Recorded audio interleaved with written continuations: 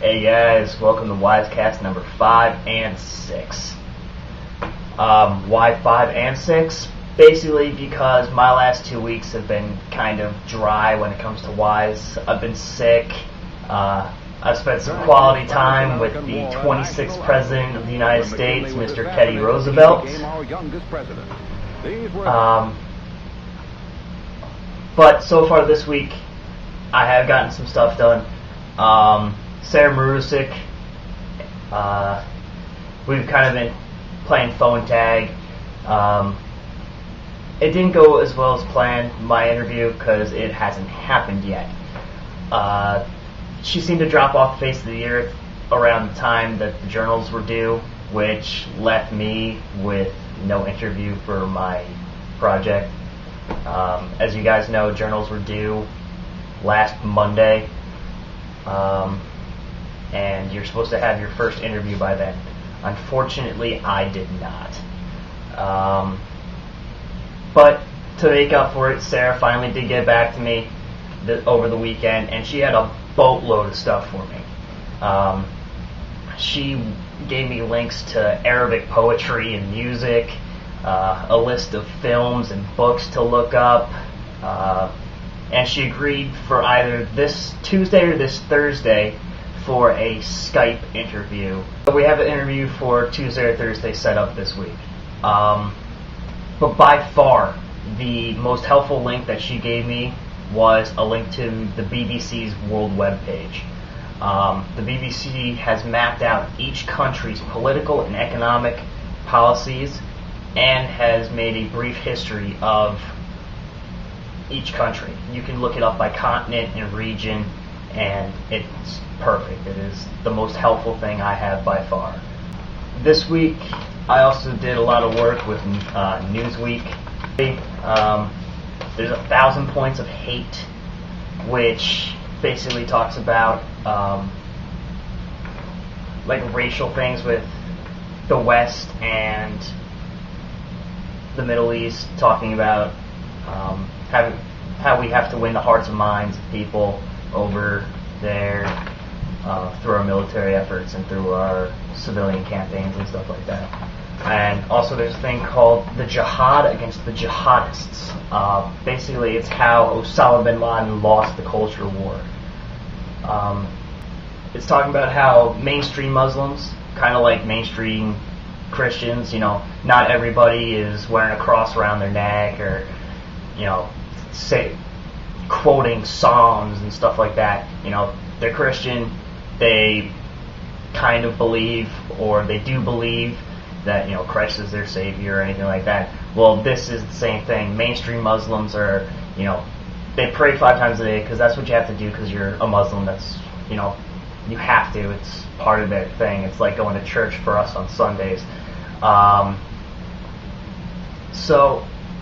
But that's about it. That's as far as their spiritual exploration goes, for lack of a better word. And it's talking about how they're winning over the Middle East. They're taking over the extremist cells and terrorism and things like that. Afghanistan, Pakistan, Yemen.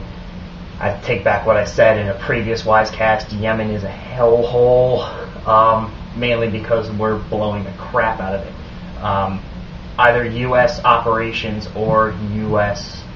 owned or created weapons are being used over in Yemen to root out terrorist cells. Speaking of terrorist cells, there are 3 major types of terrorist cells that I found about. There are the head honchos, basically, for lack of a better phrase, which are the Al-Qaeda, with Osama bin Laden, Haqqai, things like that, Haqqari. They're very tactical. They're looking for the big show. They're looking for the main problems. And then there's the second tier, which is sectional terrorist cells. Sectionalism, basically each country or each district or something like that has a terrorist cell. That's more like the Taliban, where the Taliban is just Afghanistan mainly. They do have other sectional places, but from what I've read, the next step from Al-Qaeda would be the Taliban.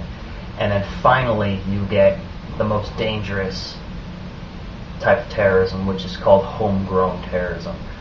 These are the guys that make bombs in their garage for fun. These are the guys that have no connections to any of the other two types of terrorist cells, which is really bad because it makes them really hard to track. That's exactly what happened on Christmas Day.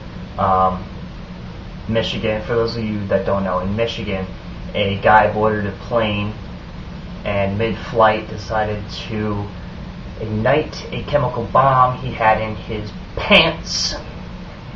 Luckily, the only thing he successfully did was light his crotch on fire. But that could have gone horribly wrong because we didn't have the things in place to stop a guy like that, because one guy acting alone is not that easy to track. And all we really had on him was saying things on the internet with keywords like brother and jihad and things like that. Now that I've kind of depressed you guys, I'm going to have to sign off. I have some work I have to get done for this week. This week is promising to be much better. I'll have more information. Hope you guys have a good week. Peace. Classic radio here on WOUT 91.4. Yeah. Baby, everything is alright. I'm tight, out of sight. Yo, and Richard the first name, so now